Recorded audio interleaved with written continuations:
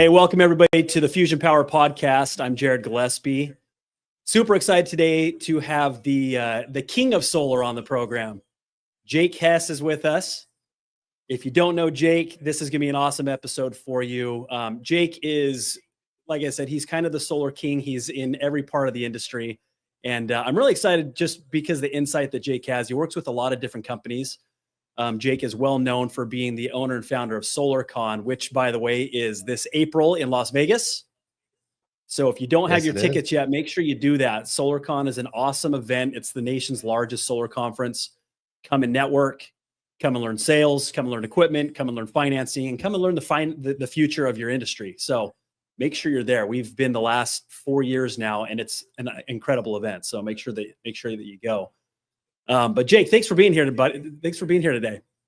Yeah, thank you for having me on. I like. Dude, how's the start of 2025 for you? Beautiful Christmas that led into a new year, and I would say it's been a ride already. I would say. What's been interesting so far? You saw yesterday that Trump is changing the IRA a little bit, and I like to keep a bird's eye view on the industry because my conference relies on the entire industry being healthy. So when the industry isn't healthy, then I get to stress out. And I did look at you guys' report on it. Actually, I think that you guys had reported on what were some of the quick highlights of everything that's being reversed, because it's not a full reversal, but it sounds like there could be quite a few things that could possibly affect us. Oh, all I saw was that they stopped all of the funding up to the federal level. Even they haven't really said that they're going to reverse anything yet, from my understanding. They've just stopped the funding so that they can go back and start to talk about how they want to funnel some of that money, either to a different location. Maybe some of the representatives will keep it the same. We don't know, but we just saw that it was halted. We'll see how that shakes out. But yeah, it's always one of those things where it's like, oh man, just what we need going into a new year, right? Yeah. I mean, I don't know. Like if he put the tariffs on, if he did all those same things he did last time he was in presidency, we were killing it in sales. The solar industry was thriving. I mean, we broke records across the country. So it's not all bad. And, he has this agenda of bringing jobs to the U.S., and the IRA certainly did that. We see massive brands, like even Q Sales built a brand new factory here. So brings tons of jobs. So all those states that were primarily, anti-green energy are kind of now pushing like, hey, you know what? We actually don't mind this. All the jobs that it created, it's a good thing. And that does fit Trump's agenda. So I'm hopeful. I think, I just have my ear to the ground on things. I don't really get to go into the White House or be at the upper levels, but I do. Invited there yet? Not yet. I do hear that, maybe a compromise between the two agendas is that Trump is going to just push domestic content a bit stronger than has been and put some of the tax incentives based on that. But who knows? Well, we'll see what Elon can do as well. I mean, obviously he's built his business off of green energy, so hopefully he's got a little bit of sway there. Maybe you can sway me in a different opinion. When Elon Musk comes up, I'm kind of like scared a little bit because he transformed the auto industry. He basically looked at the entire model and said, "Oh, I don't like this. I'm just going to take I'm going to take my Teslas out of this model and put it in the malls. Forget all the salespeople, forget all the riffraff. Let's just put it in the mall." And then, we know that he gave the Rive brothers, his cousin, $1 million to build Solar City, and they did. And, when it was beginning to fail, Musk came in and took it over, switched it to Tesla, got rid of every single sales rep, and changed the entire model of solar and put it right in the malls, right next to his Teslas. So we know that the U.S. is behind on solar. You go to Australia, it's like $1 a watt. And I've heard in some places you can even go into IKEA or Home Depot and buy it. So if Elon Musk has Trump's ear, I'm a little worried. I'm like, oh man, I hope he doesn't shift the entire model for the whole country. Yeah, I don't know about model change, but hopefully he can at least say, look, there's money in the IRA that's necessary if we're going to continue to push green energy, at least to a certain extent, which he, at least on the surface, believes in, right? So hopefully it doesn't. I'm just thinking that if Trump is trying to cut the whole thing, that at least Elon can get us a little bit back to center, so we're not at risk of losing, the credits that we rely on so much. So we'll see. Well, hey, let me ask you this. So we're starting this new year. 2024 was a pretty brutal year for the industry. Jake, what's your opinion on all the companies that have been able to stay in business and survive 2024? I'm just like, oh my goodness. All the phone calls, all of the tears. It was stressful. I mean, it still is stressful. Not everyone's out of the woodwork on that yet, right? So it was definitely a scary experience. And I would say to the owners that persevered and pushed through it, congrats to you. You learned how to adapt. You learned how to change things up and not be so emotionally connected to how the company is. You made tough decisions, decisions that maybe you wouldn't wish on your worst enemy. And what were some of the things that you think contributed to such a difficult year? I mean, there was a lot. I mean, we kind of had the perfect storm last year. There was just a lot of different things. What were the main things that you noticed? everyone has different opinions. It's hard for me to answer this because I don't want to create controversy all over the place, but what I saw was that when the interest rates started changing and the paper that was being sold wasn't worth as much, the financiers started changing the terms on the installers, which restricted their cash flow. And some of them were heavily dependent and reliant on that cash flow. And the opposing side of or the justification that they have is, well, you shouldn't have realized those funds anyway. They don't realize until PTO. Realize just meaning you can't really count that money towards your business until the project PTOs. But then the installers were saying, hey, you put your arm around me basically and said, hey, we're buddies. We understand how the industry works and how much capital you need, and we're here to support you and give you this cash flow. Right. And when they took that away, and they built their businesses based on that, and when they took that away or when they adjusted it, it restricted many of them way too much and forced non-payments to sales reps, orphaned accounts on homes. And I just think that I don't know. I just think it started with the financiers getting a little scared. What do you think made them scared? Just losing their profitability, probably even losing the financing tool all to begin with, that whole company. Maybe they had to make those adjustments, but the industry certainly was heading in a bad trajectory, right? Like there was some bad apples in the industry. We're not going to deny that. There was some people that didn't really care much about the individual and specific system, and they were selling thousands of them at a time. And maybe this was a correction that was needed. Maybe it was one of those evil necessities. It's hard to say right now, but it certainly affected a lot of the good people as well. Maybe some of the people that weren't as financially stable as they would have hoped to be. It's not like anyone that created a business was like, man, I really hope I get to live paycheck to paycheck from these financiers. No one wants that. But and Jake, I think you absolutely nailed it. I feel like most problems and most corrections that take place, if you go upstream, I personally believe that it usually starts out with some sort of a greedy decision that was made that sends a ripple effect all the way down. And if we take a look at, where did this ripple start? I really do believe that it came from the easy money that was there in solar, particularly on the sales side of it. With such big commissions, it's so easy for guys to justify throwing in what I'm going to call trash accounts, where the customer may not know what's going on or whatever the case may be. But there's so much sales volume that goes in. These installers install it. Installers are trying to do their best to keep up with sales volume. They're trying to get sales volume. And so they're installing jobs that they probably shouldn't, or that they didn't really audit in the first place, or maybe just install before they were ready to do that kind of volume and weren't able to do it at the quality necessary, which then leads to failed inspections. And then with failed inspections, longer times to PTO. And now these banks that have tried to help the installer by giving them those M1 payments to help them with their cash flows are now saying, wait a second, I gave you money 6 months ago and I'm still unable to collect because of the work that you've done.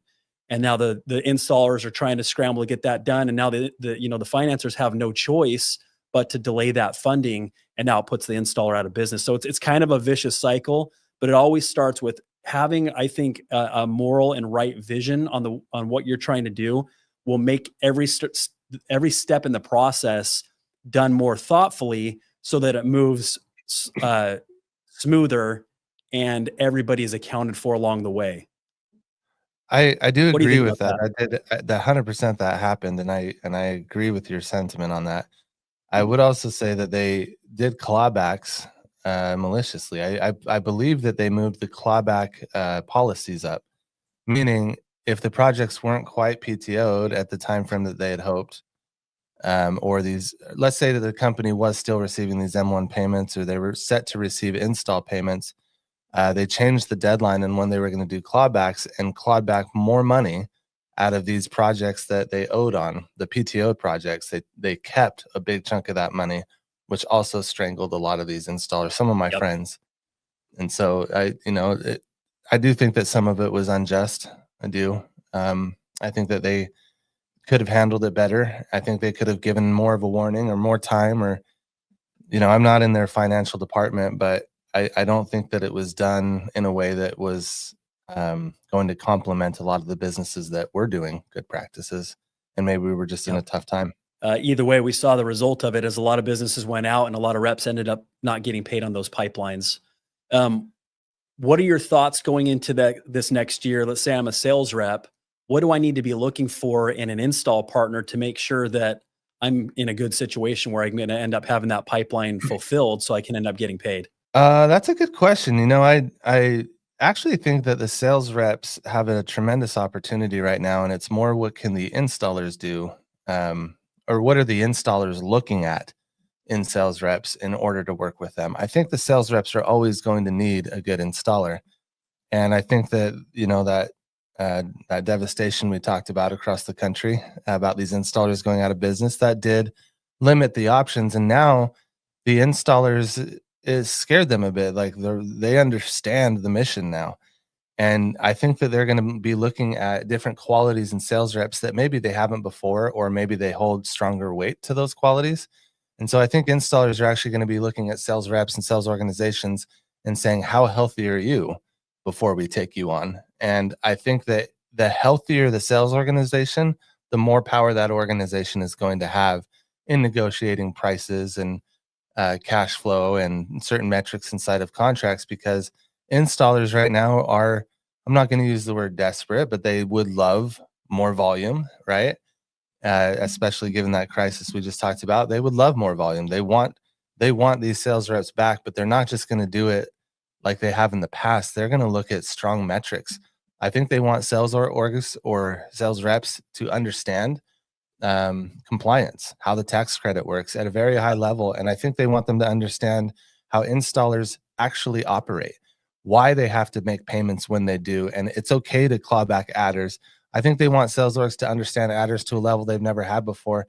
I think the industry is looking for a more educated and more professional type of sales environment. And if the stronger they are, the more they know their KPIs, the more they know their financials, the more they have empathy for the installer. I think those are going to be the most valuable resources in the industry right now today. So as a rep or the sales side of the industry, what kind of changes should they be looking for? Because everybody hates changes, right? So we always try to prep sales reps ahead of time. And I'm a salesman at heart. That's what I did for 20 years. Like, what do we need to prep or what should sales reps be looking forward to, or understanding that some of these changes that are going to take place this year, that have to take place? Yeah, the changes that sales orgs or sales reps need to look at is just that your installer is going to expect you to know what you are doing at this point. If you don't, if you don't know what you're doing, or you think that you know what you're doing and you don't really, then they're going to place you in a bucket where they're going to bring you on, and you're not going to make as much commission. You're not going to get as good of a deal. But these installers are probably looking for an organization now that has a functioning and robust CRM system, gamification of data. They're going to be looking for maybe strengthening contracts up. Maybe you increase your red line to get some of the agendas you want, rather than rather than I guess threaten these companies like, hey, if you don't give us this, then we're going to leave. That's dangerous. Installers don't want that anymore. You might do better off like adjusting your red line higher to get those metrics that you want inside of your contracts. And they're looking for true professionalism and empathy in the industry. So if you're a sales organization, know your numbers, build out your systems, probably get some W-2s that can help facilitate the transaction between sales and install. I think they're looking for a complementative organization and not someone that's trying to build their own thing autonomous of them in a separate pillar with their own agenda. I think they're looking for unity. I love that answer. What needs to happen this year to get the industry back to a thriving stage? Just I think it's sales reps operating as a true business. Get employees, get your CRMs, get your systems in place, your processes, create compliance videos, eliminate sales reps that are creating damage, and unify with the installer and work together with them as if you are one entity, having the same mission. If they run into a problem financially, don't abandon ship. And I don't mean like they're not paying you on time. I mean like if you run into a problem where you have a disagreement on an adder or several adders, like don't just abandon ship like a rat and go find the next thing that's floating next to you. Like work through the problem. And I think that if sales organizations mature a little bit, the installers certainly have matured quite a bit since that fiasco we talked about. But if these sales organizations mature a little bit, I think that will help the industry thrive in a way that we haven't seen before. What do you think reps can do to kind of differentiate themselves in the marketplace? Is, one thing that's really cool is that we're getting into more and more states. And so you're able to kind of blitz and maybe ease up some of the pressure on some of these markets that have been very saturated. Reps are now, teams are blitzing into some of these Midwest states and stuff like that. So that's cool. But at the same time, as the industry continues to grow, we're going to deal with saturated markets. What does a rep need to do, and what do companies need to do to try and differentiate themselves to give a better product offering to customers and be able to win that business? Ooh, that's a good question. I don't know. I would say that sales reps probably should just become more educated and understand their utility a little bit better, how the net metering agreements work.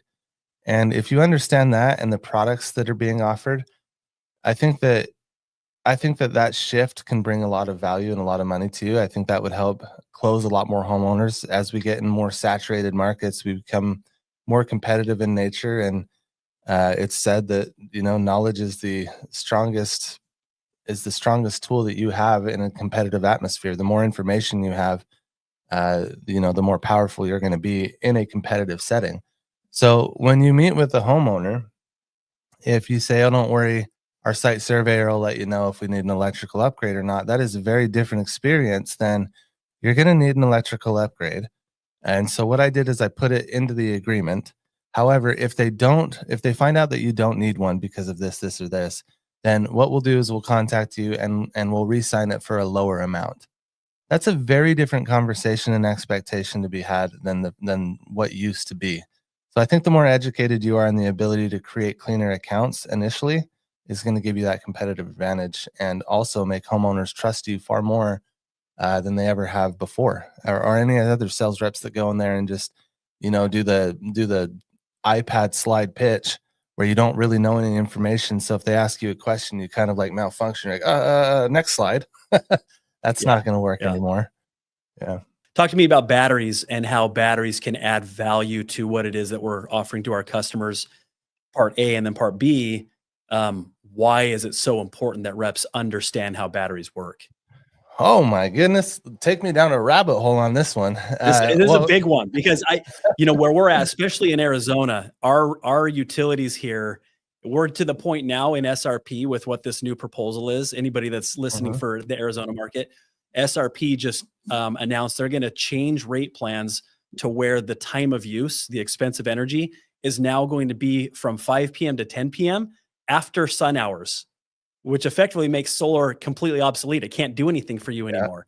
And so we're going to be going in SRP. That will become a battery only market. Like that's the only thing that will sell. Solar will probably be there maybe as a backup to charge batteries in case the grid goes out, but it's going to be a grid tied charge it off peak hours and then discharge it on peak hours. But it's the whole model will change in some of these states. And, we've seen that, California has become a market where you have to have batteries, and we're going to see that continue to spread. And so the need to understand what batteries can do and what they can't do, and when they need to do according to a specific utility or a specific market, I think it's super vital for reps to understand that. Well, right before hopping on this podcast with you, I talked to my old time buddy, Nathan Skousen, and it seems that you and your company have broken the magic sauce open on batteries, because you're right. Phoenix or Arizona has become SRP has become a battery only utility, and it does not make sense to get solar, which is crazy weird. Batteries become a hot commodity in Phoenix, and yes, in California, but we still get to utilize solar in California. That's where I am. And the reasoning for all this, I think I saw it in the earlier of the beginning year last year, is I've been studying a lot of nuclear energy, and I think what's happening here is the utility companies are wanting to just focus on transmission and distribution only. When that IRA came out, most of the funding went to nuclear, and also complemented a lot of businesses that moved to the US. And some of those businesses, not even some of them, I'm sorry, every single company that manufactures product looked into manufacturing batteries, and most of them started doing it. We started seeing batteries all over the map. Q-Cells started creating them. Enphase created them. Franklin came out. Franklin's been around, but they came out. Tesla came out with that Tesla 3. Like every single major manufacturer is looking into batteries because it is our future. And I believe that they understand that White House that we talked about, where I'm not quite there yet. I think they understand what's happening at a faster level than we do down here in the D League. I think that they're making decisions where they can move billions of dollars to facilitate the manufacturing of batteries. And if you're a sales rep and you're not paying attention to the fact that states are transitioning to battery only, and manufacturers are spending billions to get that done, then you're lost. Like, you have to be understanding batteries right now, because it is the future. I think that with these utility companies wanting to switch to transmission and distribution, they no longer want to be in the power generation business or purchasing it from other states. They want to just be in charge of like how it gets to you, and making sure that the grid is functioning well. The utility companies ran into a massive problem, which I think cultivated a lot of this culture for batteries. The big problem was around 4 o'clock, they get this gooseneck of power where it's pretty stagnant, and then it just skyrockets up around 4 o'clock. This is every utility across the country. It skyrockets at 4 o'clock between the hours of 4 and 9. If you're in a time of use market, you understand that those are called peak hours or on-demand hours. They charge more to try to curb that gooseneck, but it wasn't working. So what they figured was, hey, like programs like even Community are even involved in this. They figured, hey, let's put storage. Let's incentivize these homeowners to get storage on their house, batteries on their home, and let's see how much we can mitigate that gooseneck from happening. Allow these homeowners to store power in their batteries, and programs like Community are saying, if you don't use the power from the grid and you use it from your battery instead between these hours, we'll actually pay you 10 cents a kilowatt hour. And that's crazy, because it shouldn't be like there's programs now that are paying more than the utility is in order to facilitate homeowners using power from their battery instead of from the grid during those times. That's crazy. And so if you're a sales rep and you're not learning batteries and you're not in a battery only state yet, you're already behind. You're already going to lose, because all of the people from California and Phoenix, Arizona, Hawaii, they're going to have the upper hand in your market. The next time you're selling in your market, if you're not switching to batteries, and that NEM agreement changes or the utility starts to get a little bit feisty, the Californians, the Arizonians, the Hawaiians, they're going to move in, and they're going to destroy on battery sales out there. Well, and batteries, it's such a great selling point. They're so easy to talk about because they have so many benefits, right? I mean, you look at these poor folks in California with all the fires and everything like that, and all the power that got shut off in surrounding areas. How great would it be if you had a battery and you wouldn't have to go days and days without power? I was watching these videos. They're like, we're on day 4 without any power. It's like that's a big deal if you think about how reliant we are on energy. That's a lot. And then in Texas with the ice storms, and they go out of power for a week or two, and it's freezing outside. Like, batteries are so important. They're such a great thing for a backup situation. And of course, what we're just talking about now is like the ability to arbitrage these rate plans and be able to essentially help out the utilities and take advantage of the way that they're setting up the duck curve rate plans.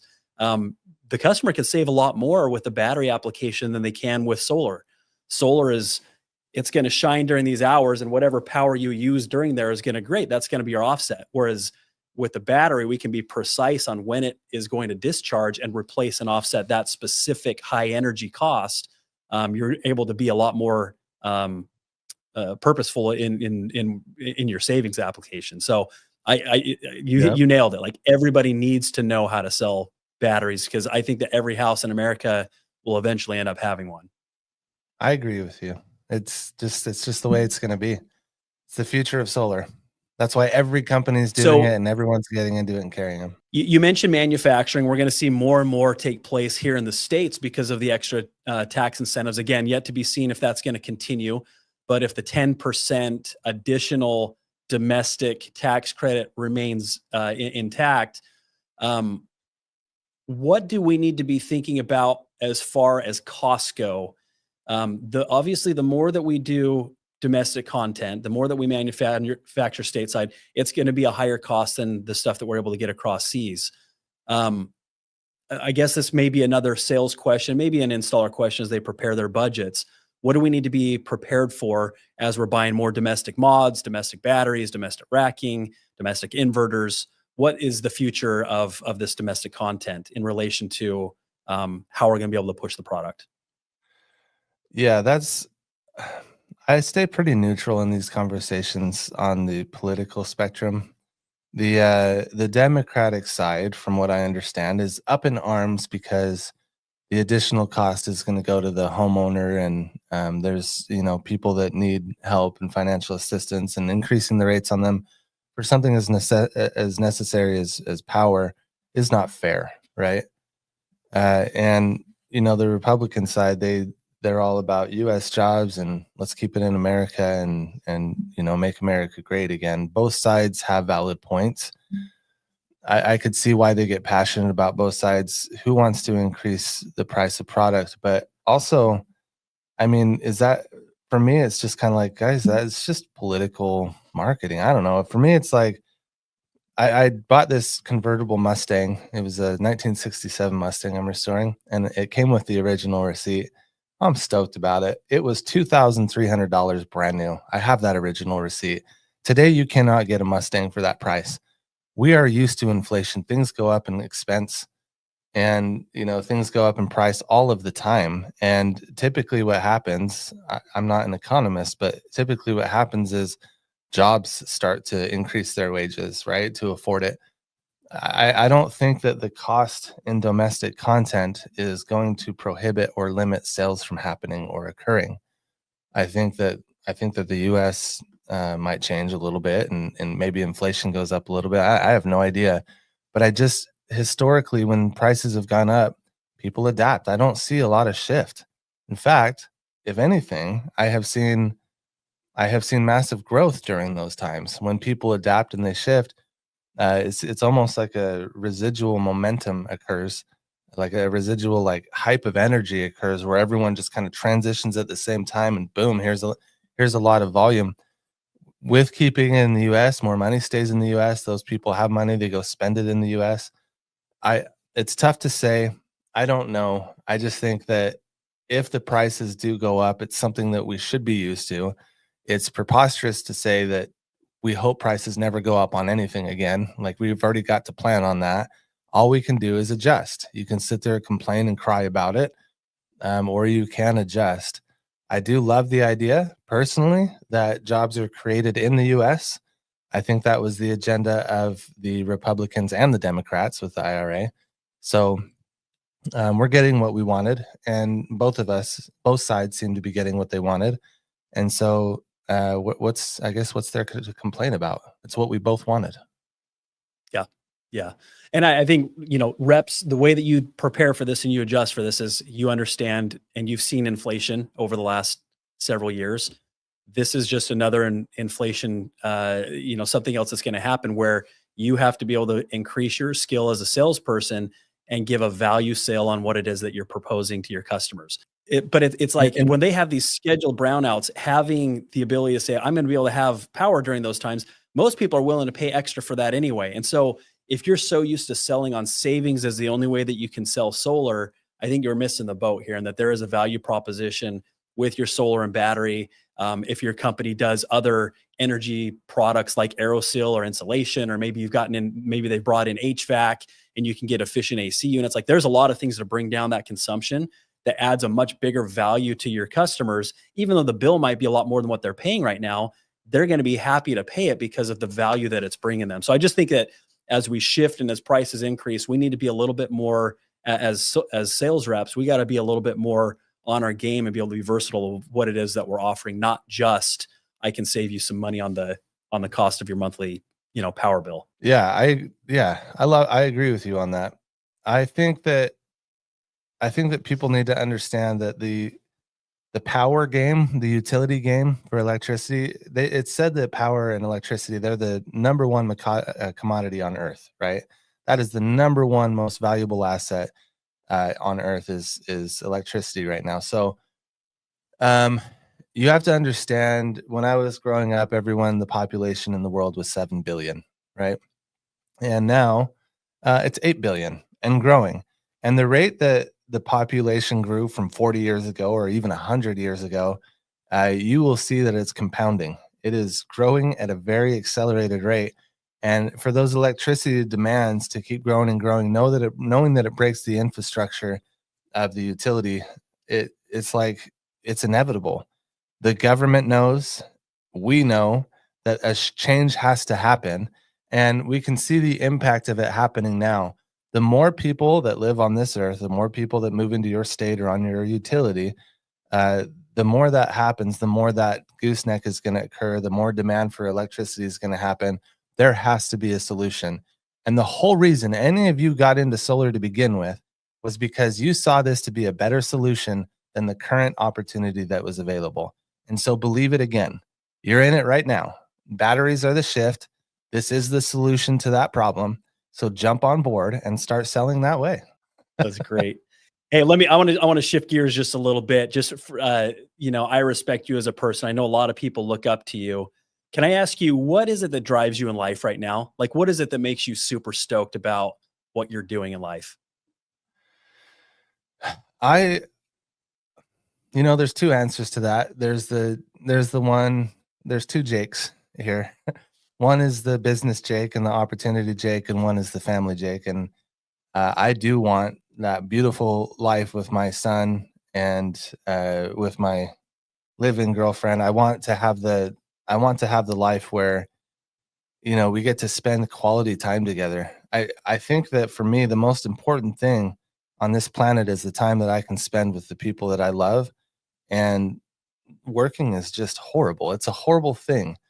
I genuinely believe it's a horrible thing. Like, we all want to spend time with our kids and our families.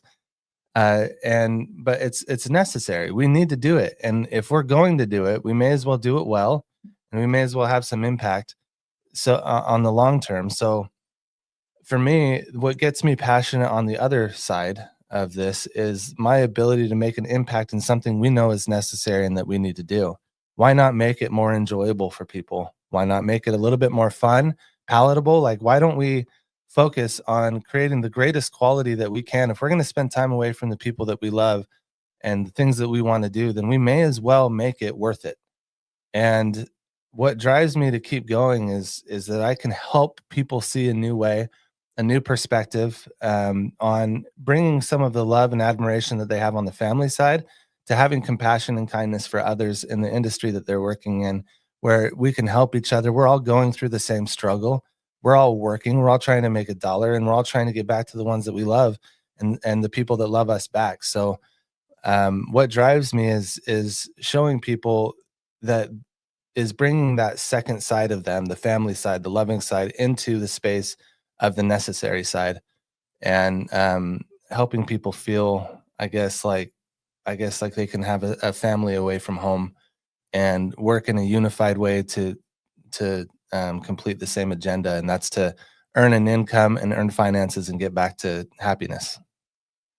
Well, and Jake, I think you really do practice what you preach, because as long as I've known you, I feel like you just have one of the most genuine hearts of anybody, which is so cool, especially in this industry where there are some characters out there. And it's just so refreshing to be able to be friends and associate with people like you that like genuinely care about others and really want to take what you're talking about, take what we're trying to do in life and bring it back to our families, and take the wholesomeness from our families and bring it out and spread joy and light into the world. So I commend you for that. I've always looked up to you for that good heart that I think you exemplify everywhere you go. Oh, thank you, Jared. Thank you. Really appreciate that. Okay, one more question for you. What advice would you give to somebody that's in a rut?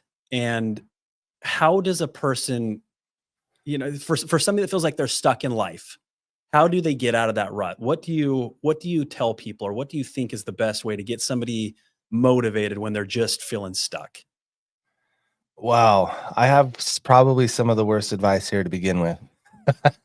But I don't know. Part of me, I'll just say that part of me thinks it's necessary. I would say if you're in a rut in life, um, I think that you will beat yourself up if you listen to everyone saying, "Oh, go read this health book, go to therapy. You shouldn't feel this way. You shouldn't be this way. You got to get better." I think you'll beat yourself up because you do feel that way, and people trying to pull you out of that invalidates the feelings that you have and the emotions that you're going through. How can we feel ultimate happiness if we can't contrast that to ultimate sadness and devastation? I'm not saying be happy that you're in that rut. In fact, you're probably in it because you're not happy. What I'm saying is understand that you're in it. Don't listen to all the people trying to pull you out of it. I think the best thing you can do, since you asked me, Jared, I think the best thing that you can do is find the strength within, and don't listen to other people trying to pull you out and follow their agenda. Embrace the state that you're in, and somewhere inside of you, somewhere inside of your head, inside of your soul, your heart, somewhere inside of you, find the strength to get yourself out of it. Embrace that you're in it. Don't try to get out of it prematurely. I think that's damaging. I have recently gone through that, and so that I'm speaking to this in a very fresh way. Um, I told him I in that period of time, I noticed that all of the thoughts that I was having was, uh, we're gonna go bankrupt. We're gonna have problems. I'm not gonna be able to show up for my son the way that I want to. Too many people are gonna get frustrated at me. Like all of these negative thoughts are constantly going through my head, which drives us to this place of sadness and despair. And I noticed the way that I got out of it, nothing around me changed.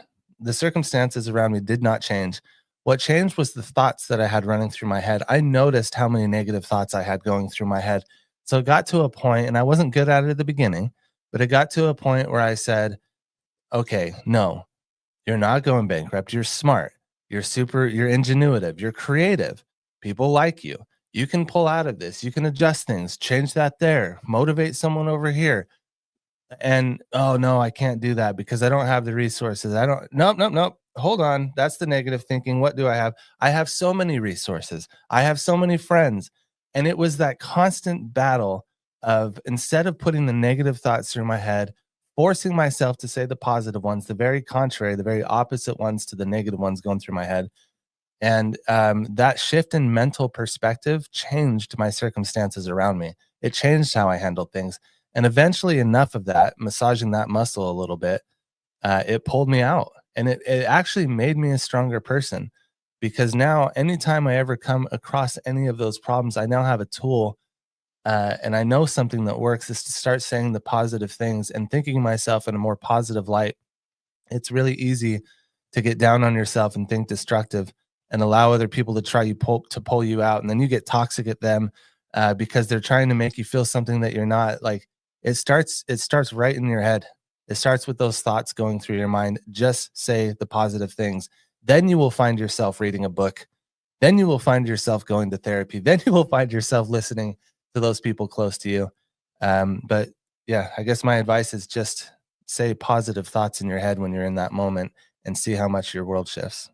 That's awesome. As you're talking there, one of the things that occurs to me is I think a lot of times when we get in a rut, it's because we're so focused on the outcome that we don't actually have control over. Like, Right. especially when you're a grinder, we put so much into what we're doing, expecting to have a certain return, especially when we've seen returns and we've seen progress in the past based on hard effort. And when it stops working or when it's not working the way that we like, all of a sudden it's like, well, dang, I'm stuck, right? There's nothing I do works. It's all bad. Like you said, we spin in those thoughts. We're going bankrupt, and all these things can happen really, really easily. And I was talking to my brother-in-law over Christmas break, and he said something that really caught me. He said, like, because we were talking about surrendering, and I said, I don't know how to surrender, because I feel like surrendering is this idea of just like, well, I can't do anything, so I'm just going to let it be and just sit back. But that feels like such a lazy, like wiener approach. I want to grind. I want to make it happen. I want to do this and this and this. He's like, well, the balance is there. It's like, yes, you need to continue to grind and do everything you possibly can, but you also have to be wise enough to understand that you can't control the outcome, because there's a billion other circumstances that you simply can't control. You can't control the people around you. You can't control, in this case, what the banks are going to do, or what inflation's going to do, or what local domestic manufacturing. There's all these things that we can't control. So be willing to surrender the outcome and believe that, God is going to take care of you and that everything's going to work out the way that it needs to. But in the meantime, giving everything that you can.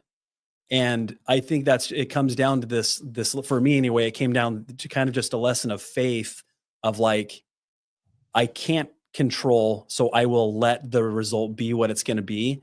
And as long as I put in my very, very best, then whatever happens is going to be the best thing for me.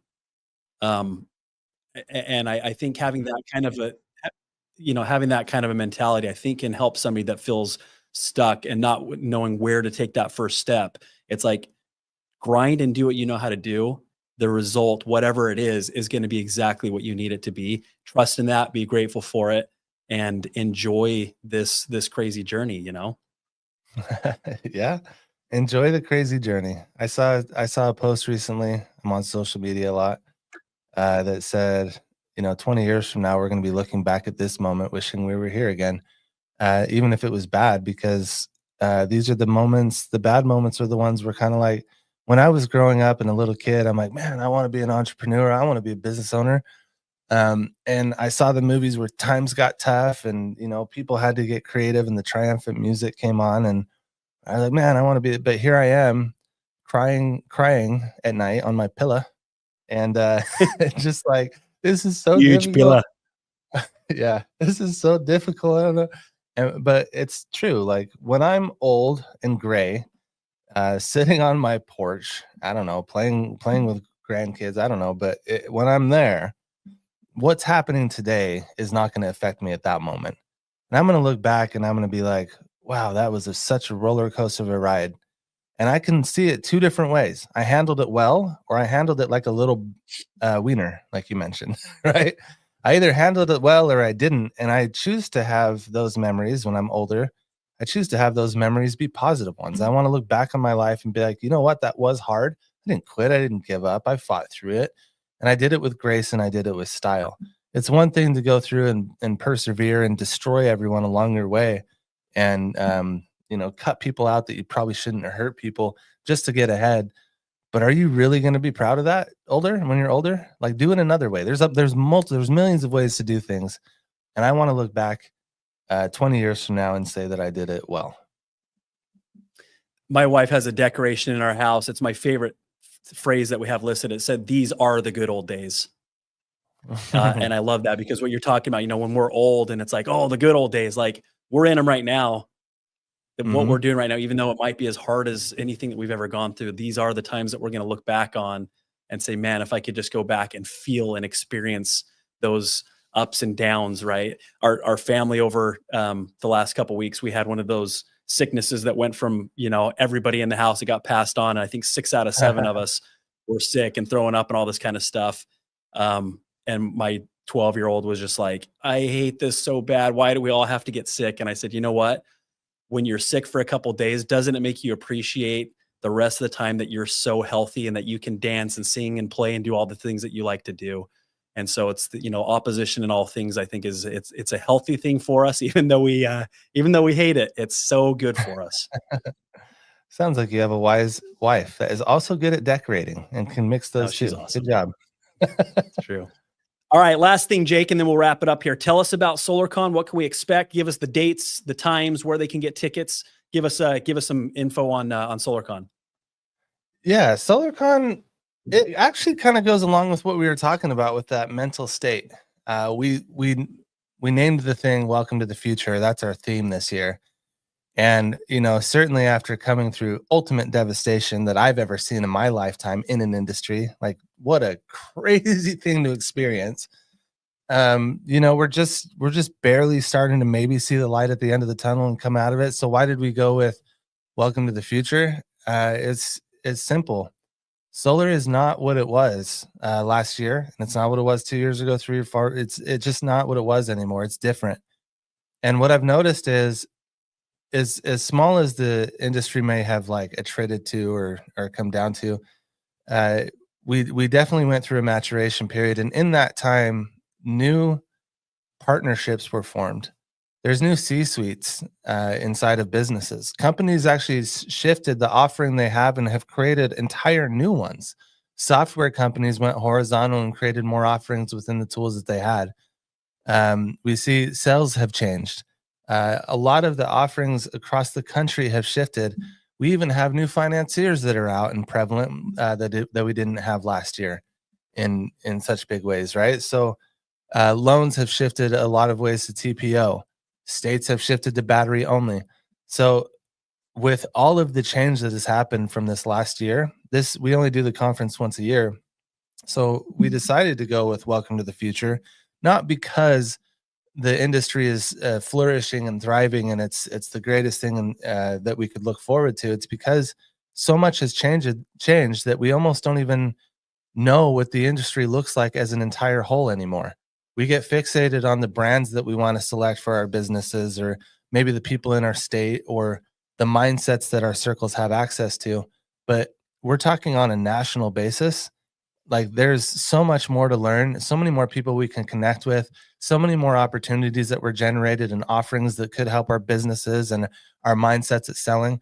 There's so many things that have shifted in this country that this is the future of solar. So let's go and learn it. This is an educational conference. It's not a pitch conference. We don't allow people to go up there and pitch their product. This is an education only conference. So what is the future of solar? Well, I'm excited to go find out with you all. Like I'm ready for this event to come because I also want to see all of the things that have come out. Well, I'm pumped for it, and I hope that we get a lot of people to attend this year because this is a rallying time. Like you said, this is an opportunity for people to learn and to motivate themselves, understand what the opportunity is for this year, and be able to make those adjustments. We're all in it. We're all dedicated to this industry. And so make sure that like I said, if you haven't gotten your tickets yet, go to the website and order those tickets. Get your sales teams there, get your operations people there. Go take advantage of what Jake and his team are providing for our industry. Yeah, thank you. And with that, if you don't mind if I take a little bit extra here, do you? On SolarCon? Yeah. Okay. Yeah. I'm going to take another 30 minutes. No, just for the listeners, just a quick one. But we did bring in Abby Buckmiller, and Abby went through things that all of us went through, but she went through it first.